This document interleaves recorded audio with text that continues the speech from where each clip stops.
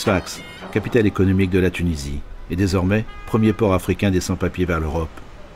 La cité industrielle du golfe de Gabès se passerait bien de cette publicité qui fait honte aux Sfaxiens. Un taxi nous dépose à Sfax 2000, près de la gare, où traînent ceux qu'ici on surnomme les Africains. Tout un symbole. Dans l'ombre de la statue de Bourguiba, on découvre ces migrants dépenaillés, originaires d'Afrique subsaharienne. Ils ont envahi la place Beb Jebli à la Médina dans l'attente d'un embarquement pour Lampedusa. Ici, ces Africains ne sont pas les bienvenus. Les Tunisiens seraient-ils racistes? Ou dans leur droit à résister à ces envahisseurs venus du Sud? À vous de juger. Le meurtre d'un Sfaxien au printemps par des Camerounais a mis le feu aux poudres. Le problème des jeunes avec les Africains, ils sont très dangereux. Ils tuent les Tunisiens. Il y a beaucoup de personnes qui sont mortes à cause des Africains. Beaucoup de problèmes avec ces personnes. Ils sont très sales. La situation me dérange pour l'avenir, oui. Ça a dérangé beaucoup. Commerçants, médecins et dentistes de la place centrale sont exaspérés.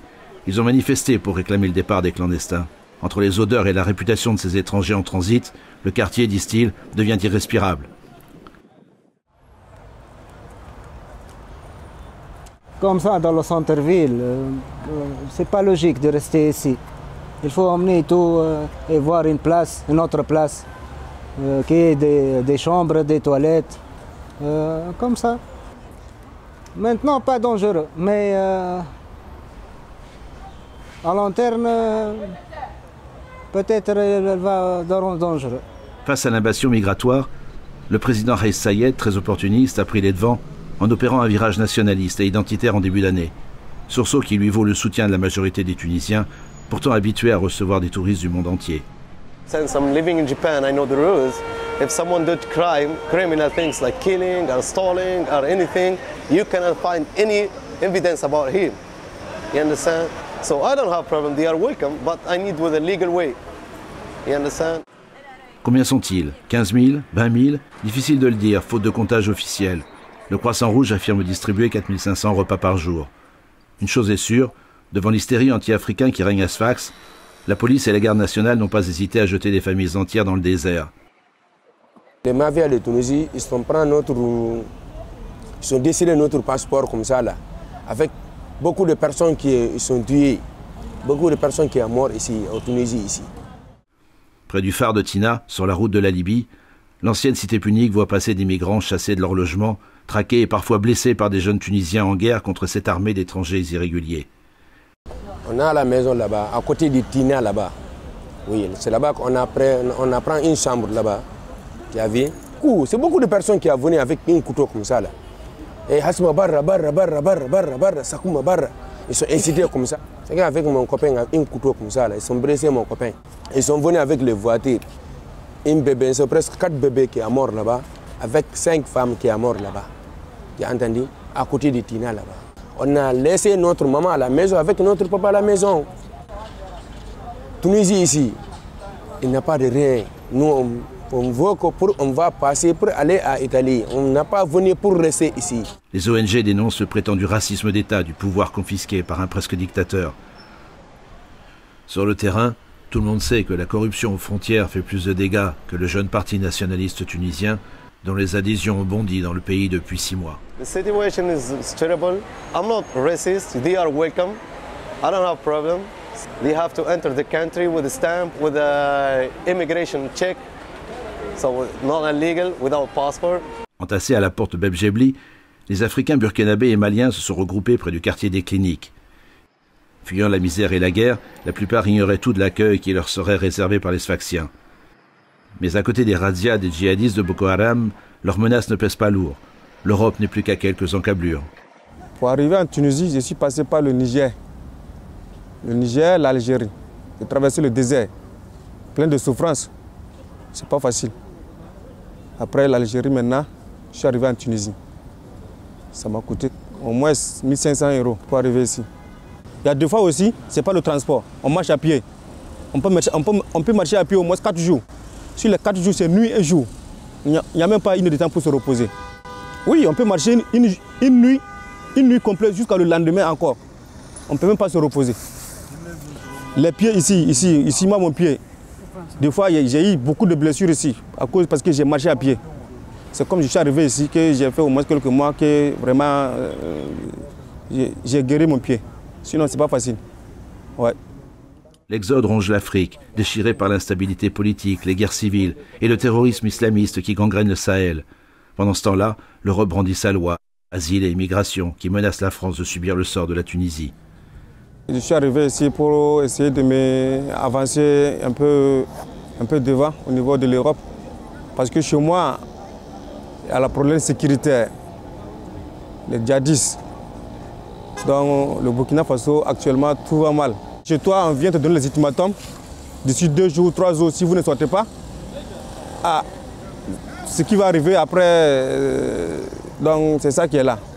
Les menaces, ils nous tuent, font de n'importe quoi, trop de viols, etc. Oui, oui. Du côté de la Médina, les musulmans rigoristes ignorent leurs frères d'islam. Les Africains se sentent rabaissés comme au temps de la traite négrière arabo-musulmane qui dura 14 siècles.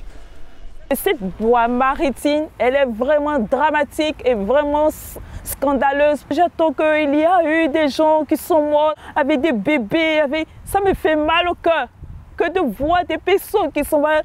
La vie que Dieu t'a donnée est tellement importante que tu tombes à la risquer banalement. Remettez-vous à cause et vous posez des questions. Vous dites que vous êtes des croyants. Nous sommes dans un pays islamique. Est-ce que c'est Allah qui nous dit d'aller vers la mer, de risquer notre vie dans cette mer?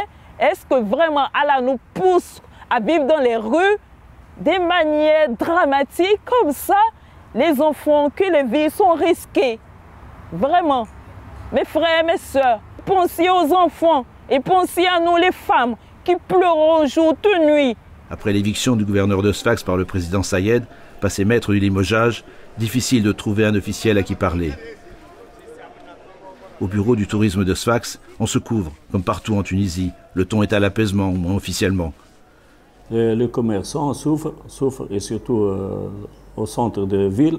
On sait que les Africains qui ont bénéficié des loyers, les Sfaxiens les ont fait sortir. Ils habitent en rue, donc ce sont des images qui ne font pas une bonne image pour la région de Sfax. Espérons qu'on trouve une solution tout en respectant les aspects humains pour nos confrères sud-sahariens. Pour le centre-ville, il n'y a pas de grand problème, mais surtout les quartiers populaires, il y a des confrontations, il y a aussi même des actes très violents, et même les familles sfaxiennes ne sont pas en sécurité. C'est le grand problème, parce que nos amis les Africains, il arrive à certains temps de ne pas trouver à quoi manger, donc ils vont utiliser leurs forces. Les Tunisiens, antiques adorateurs de la déesse Ifri qui donna son nom au continent africain, se défendent d'être racistes.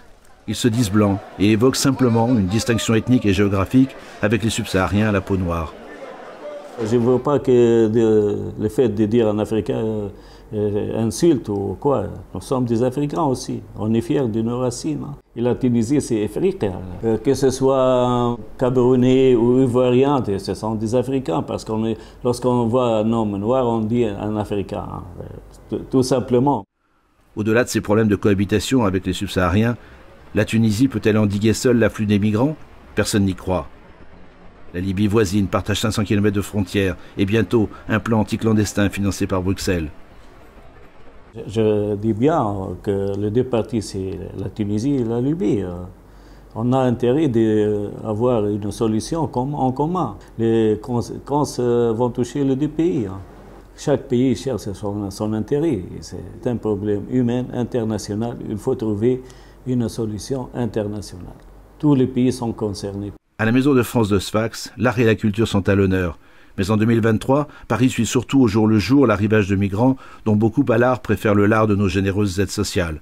Aujourd'hui, on est dans une situation où il y a cet afflux migratoire. Évidemment, on regarde ça avec énormément d'attention puisque la direction c'est celle de l'Europe et que ça nous concerne, bien sûr. La difficulté, c'est qu'il n'y a aucun chiffre plausible et encore moins d'analyse officielle sur nationalité, provenance, etc., et même les motivations. Les seules choses que nous ayons pu avoir, c'était effectivement des ressortissants qui sont franco-africains, si j'ose dire, qui auront pu nous sensibiliser à leurs craintes. Ce à quoi on a donné suite, puisque évidemment l'idée c'est de faire en sorte que nos ressortissants, quels qu'ils soient le plus tranquille et le plus paisible ici. Dans la mesure où la destination est l'Europe, on est évidemment intéressé à faire remonter toute forme d'information que nous pourrions avoir pour être en état de pouvoir réagir et être attentif aux évolutions qui peuvent se produire, bien sûr. Si l'armée des clandestins embarque sur la route de Sfax pour Lampedusa, les plus fortunés s'offrent une discrète traversée au départ des îles Kerkena pour 3 000 $, dans la soute de bateaux de pêche rachetés par des gangs tunisiens avec la complicité de corsaires rabatteurs, de passeurs et, dit-on, de policiers peu regardants. L'immigration clandestine, c'est le nom qu'on dit, c'est haka même, ça signifie avec les douleurs, hein. Haka c'est très douloureux, mais c'est les risques, avec aussi des risques, malheureusement. Et surtout la région de l'Ata, il y a un passage très connu pour les immigrés clandestins. À bord du navire qui dessert les îles Kerkena, nous rencontrons des passagers plus remontés contre l'arrivée des Africains que des mafias de Sfax qui ont mis la main sur le trafic d'êtres humains. Il y a plusieurs des Africains qui se trouvent ici à Sfax. Et il fait une souci de plusieurs problèmes. Deux Africains, le mois dernier, il fait tuer un jeune Sfaxien dans la zone où je m'habite, Tsakite Day. Les polices font des mouvements pour les externer, les Africains, à leur pays. C'est un problème pour tout le monde. Oh, maintenant, les Africains, ils font dormir la nuit sur les oliviers. C'est des voleurs. Problème. C'est un grand problème. À notre arrivée, un simple douanier contrôle vaguement notre véhicule. Il serait si facile d'y cacher des migrants en partance pour Lampedusa. Le commandant du ferry sait lui aussi parfaitement pourquoi les trafiquants ont pris le contrôle de la route des îles. C'est pas trop compliqué parce que la zone ici est un peu abritée, premièrement. Et deuxièmement, la profondeur ici c'est 15 mètres, maximum 24 mètres. Donc c'est pas beaucoup. Donc ça aide, ça fait pas beaucoup de vagues ici. Impossible pour un officier d'une société d'État de parler librement. Répondre à un journaliste est déjà très risqué. Le commandant s'abrite derrière les lois de la mer pour marquer sa différence avec la doxa officielle. Généralement ici on ne rencontre pas des immigrants. Parfois on voit des cadavres, mais ce n'est pas beaucoup. Si ce sont des cadavres, juste on appelle la marine nationale ou bien la garde nationale pour venir pour récupérer le cadavre. Mais ici il y a des personnes en danger, bien sûr on devrait les aider, bien sûr. C'est un fléau qui concerne tous les pays du Méditerranée, ainsi que les pays de l'Afrique aussi. Devant l'explosion des harakas pour Lampedusa, les jeunes pêcheurs ont fini par plonger pour survivre. Mais pour les vieux marins de l'île, l'honneur et la morale ne supportent pas de s'abaisser au commerce de l'exode. Prendre les personnes vers l'Italie et faire l'immigration de cette façon, c'est pas honnête. Pour les Kerkeniens, pour les pêcheurs, pour les marins, c'est pas honnête. Il y en a de jeunes qui font ça, mais c'est pas honnête, c'est pas bien. Criblés de dettes, les pêcheurs kerkéniens sont frappés par la crise qui déchire le pays de Jasmin. Certains ont vendu leurs navires aux mafias de l'exode et se sont reconvertis dans la traite des êtres humains. Les petits barques qui ont du voile, mais on utilise le moteur. C'est toujours avec le moteur, c'est le déplacement, tu vois. Mais ces pêcheurs tunisiens restent leurs sauveteurs quand ils découvrent des clandestins en perdition au large des côtes. Ils ont toujours de l'eau et des vivres à bord pour ces migrants, souvent trompés à Sfax par des passeurs sans scrupules. Lorsqu'un pêcheur qui a quitté le port pour pêcher, il trouve quelqu'un mort, il ne peut pas le laisser. Ou bien n'est pas mort. Dans des cas, on trouve des personnes qui recherchent de survivre. Le pêcheur, il est toujours... c'est un être humain, oui.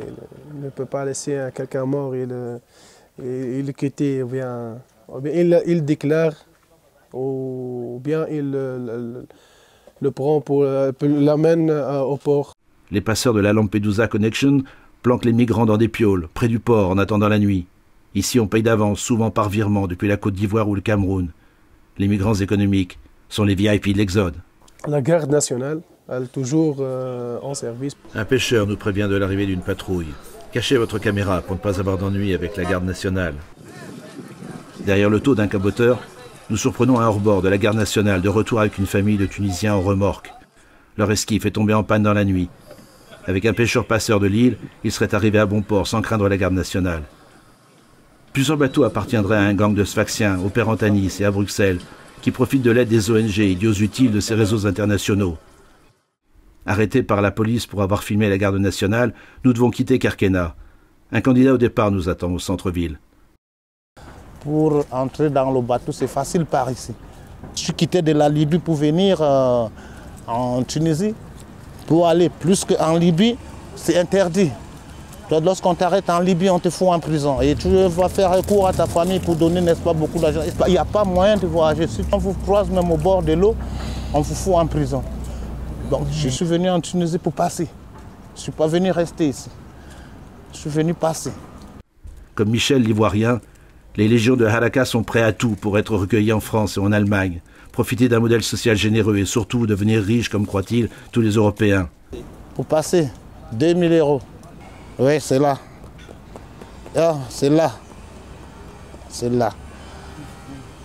Sans garantie, on remet à Dieu. Si cet agent se perd, je vais chercher un autre agent pour partir. Je veux partir, je veux que la France nous envoie des navires ici, nous entrons dedans. Lorsque les Français sont venus prendre nos ancêtres en Afrique, ils n'avaient pas de papiers. Il n'y avait pas question de papiers. Et ce sont eux qui tiennent les clés de la porte, je le dis. L'Ivoirien est revanchard. Non seulement il est décidé à profiter des ONG italiennes pour être accueilli en France, mais il met en cause l'héritage de notre histoire coloniale, affirmant, comme la plupart de ses corélégionnaires, que la patrie des droits de l'homme doit accueillir les Africains pour rendre un peu de ce qu'elle a pris à l'Afrique. Je rêve vivre la bonne vie. Avec la politique de la France que nous savons, avec, n'est-ce pas, les intérêts que la France prend, n'est-ce pas, dans nos pays africains, là, je veux aller en Europe. Avec la grâce de Dieu, la Méditerranée. C'est déjà un risque déjà. Vous voyez les gars blessés, tout le corps est pourri, avec des grosses blessures, écorchées, avec l'eau et l'essence mélangées, tout ça. C'est risqué, mais je préfère mourir. Et ne plus aller vivre le calvaire. Je préfère mourir, je le dis sincèrement. Dans quelques jours, Michel, Ibrahim, Bourériman, Safi et les autres rejoindront l'armée des ombres à Lampedusa, Palerme, Gênes et bientôt Menton et Nice, où notre police nationale débordée voit passer 200 clandestins par jour. Non, la France n'est pas comptable de leurs souffrances et ne doit pas y ajouter une charité coupable en abandonnant ses frontières aux errances néolibérales suicidaires de Schengen, qui nous exposent au risque d'attentats islamistes, conduits par des fous de Dieu déguisés en migrants sans papier, fuyant la guerre et la misère. 200 000 demandes d'asile en 2023, plus de 2 millions d'étrangers supplémentaires attendus en France d'ici 2027. Peut-on s'y résoudre ?